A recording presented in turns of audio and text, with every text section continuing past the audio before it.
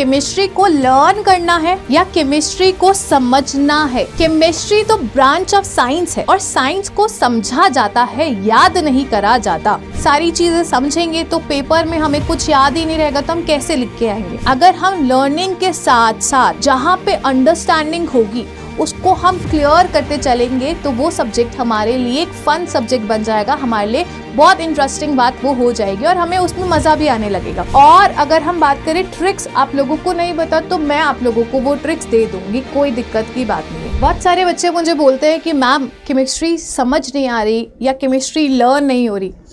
जब मैं आप लोगों के बोर्ड्स के एग्ज़ाम की प्रिपरेशन करवा रही थी और अभी नीट के एग्ज़ाम की प्रिपरेशन भी करवा रही हूँ तो काफ़ी कमेंट्स आते हैं कि मैम लर्न नहीं होती है केमिस्ट्री, कुछ ऐसा बताओ कि फटाफट से याद हो जाए।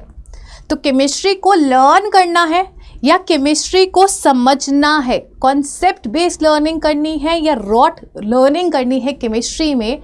तो क्या होगा बेस्ट अप्रोच, आज हम इसके बारे में समझने वाले हैं। देखो, केमिस्ट्री तो ब्रांच ऑफ साइंस है और साइंस को समझा जाता है, याद नहीं करा जाता। लेकिन कुछ बच्चे बोलते हैं कि अगर हम याद नहीं करेंगे, सारी चीज़ें समझेंगे तो पेपर में हमें कुछ याद ही नहीं रहेगा तो हम कैसे लिख के आएंगे? बच्चा, हर सब्जेक्ट का जो इनिशियल वे होता है वो लर्निंग से ही होता है। आपको पहले थोड़ी चीज़ें याद रखनी पड़ेगी। फॉर एग्ज़ाम्पल अगर हम बात करें, इंग्लिश आप तभी सीख पाओगे जब आपको अल्फ़ाबेट्स लर्न होंगे। तो बेसिक रोल तो लर्निंग का है, लेकिन हमें क्या इतना लर्न करना है कि वो हमारे सिर पर बोझ बन जाए? नहीं। अगर हम लर्निंग के साथ साथ जहाँ पे अंडरस्टैंडिंग होगी उसको हम क्लियर करते चलेंगे तो वो सब्जेक्ट हमारे लिए एक फ़न सब्जेक्ट बन जाएगा, हमारे लिए बहुत इंटरेस्टिंग बात वो हो जाएगी और हमें उसमें मज़ा भी आने लगेगा, है ना। तो बेसिक चीज़ें तो आप लोगों को लर्न करनी पड़ेगी, जैसे पीरियोडिक टेबल हो गया। अब आपको एलिमेंट्स ही नहीं पता, एलिमेंट्स का मतलब पता होना चाहिए, लेकिन एलिमेंट्स का नाम, उनका सिंबल ये तो याद होना चाहिए। तो दोनों चीज़ों का क्या परफेक्ट बैलेंस होना चाहिए, इसके बारे में चलिए डिस्कस करते हैं। अगर हम बात करें एवरीवन रॉट लर्निंग की, तो यस, केमिस्ट्री में 3 पार्ट्स होंगे, ऑर्गेनिक, इनऑर्गेनिक और फिजिकल। इनऑर्गेनिक में काफ़ी हद तक आपको रट्टा मारना पड़ता है, ठीक है, तो उसके लिए ट्रिक्स अवेलेबल होती है, ठीक है। और अगर हम बात करें ट्रिक्स आप लोगों को नहीं पता तो मैं आप लोगों को वो ट्रिक्स दे दूंगी, कोई दिक्कत की बात नहीं है। हर टीचर जब पढ़ा रहा होता है और उसको खुद पता होता है कि यहाँ पर बच्चा जो है बार बार कॉन्सेप्ट को भूल जाता है या उसको दिक्कत होती है, वो लिख नहीं पाता है, तो वहाँ पर ट्रिक्स जो है वो दी जाती है। लेकिन यस, अगर हम बात करें फिजिकल में और ऑर्गेनिक में तो यहाँ पर कॉन्सेप्ट बेस्ड लर्निंग का बहुत ज़्यादा इम्पॉर्टेंट रोल होता है। सिंपल सी बात है, एक एग्जाम्पल लेके चलते हैं। आप लोगों की एक रिएक्शन है, ठीक है। बच्चे इसमें भी ऑर्गेनिक केमिस्ट्री में भी कोशिश करते हैं कि मैम लर्न हो जाए, हमें चीज़ें लर्न नहीं होती है एवरीवन। ऑर्गेनिक केमिस्ट्री में लर्निंग आप बिल्कुल भी नहीं कर सकते। Organic chemistry is very beautiful और इसमें आपको जितनी कंसेप्चुअल अंडरस्टैंडिंग होगी उतनी ज़्यादा वो चीज़ आपकी स्ट्रांग होगी। अब बहुत बच्चों को मैंने लर्न करते हुए देखा है, जैसे ये एल्कीन है, इस पर आप हाइड्रोबोरेशन ऑक्सीडेशन करवाने चले तो बच्चों को सिर्फ इतना लर्न होता है, रटा हुआ होता है कि भैया इसमें वाटर का एडिशन होता है और वो एंटी मार्कोनिफ रूल से होता है। कितने बच्चे इस चीज़ को सिर्फ याद करके बैठे हैं। और जब आप लोगों का नीट का पेपर आता है तो आप लोगों को दिक्कत होती है या क्वेश्चन में थोड़ा सा हेर फेर कर दिया जाए तो आप लोग आंसर जो है वो गलत कर देते हैं, ठीक है। तो अगर आप लर्न करके चलोगे, रॉट लर्निंग करके चलोगे, इम्पॉर्टेंट मैकेनिज्म्स नहीं पढ़ के चलोगे तो आप लोग डेफिनेटली क्वेश्चंस को गलत कर दोगे, ठीक है। तो अगर आप इसकी बात करेंगे तो यस, आप वाटर का एडिशन कर सकते हैं एंटी मार्कोनिफ रूल से। जिसके पास कम हाइड्रोजन है उसको हाइड्रोजन और जिसके पास ज़्यादा हाइड्रोजन है उसको OH देके आप मेजर प्रोडक्ट बना देते हैं। लेकिन अगर ये वाला क्वेश्चन आ गया नीट में तो कैसे लगाओगे कॉन्सेप्ट? ये क्वेश्चन देखो, सिंपल सी बात है। अब इसके लिए तो आपको मैकेनिज्म समझना पड़ेगा ना। इसके लिए तो आपको समझना पड़ेगा कि बेटा सिन एडिशन होता है, एंटी एडिशन होता है, या इसमें भी फर्दर वेरिएशन करके B2H6 और D2O2 लिख देगा। तो उसमें आपको कंसेप्ट को समझना पड़ेगा। तो ये क्वेश्चन तभी आप कर पाएंगे जब आप कंसेप्चुअली बहुत ज़्यादा स्ट्रांग होंगे।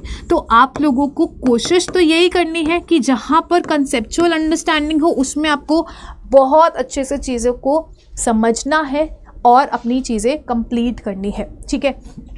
तो concept based learning is one of the most important approach, क्योंकि अगर आपने कॉन्सेप्ट बेस्ड लर्निंग कर ली तो आप हमेशा फ़ायदे में ही रहोगे।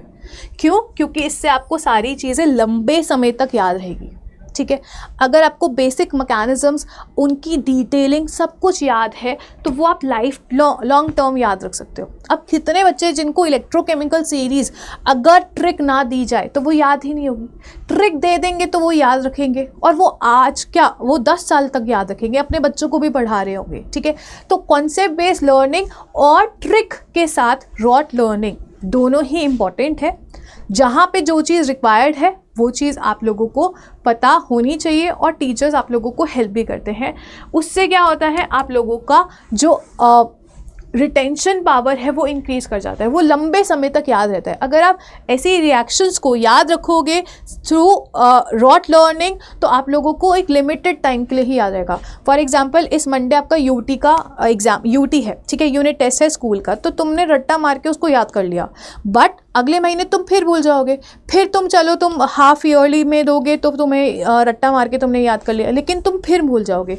तो जितनी तुम रॉट लर्निंग करोगे उसमें उतनी ही तुम्हारी मेहनत लगती रहेगी, तुम्हें वो ज़िंदगी भर कभी समझ नहीं आएगा, और तुम जब भी एग्ज़ाम देने बैठोगे तो बिना रिविज़न करे तुम उसको याद रख ही नहीं सकते। तो कोशिश यही करो कि कॉन्सेप्ट बेस्ड लर्निंग करो, सो दैट तुम्हें चीज़ वो लंबे समय तक याद रहे।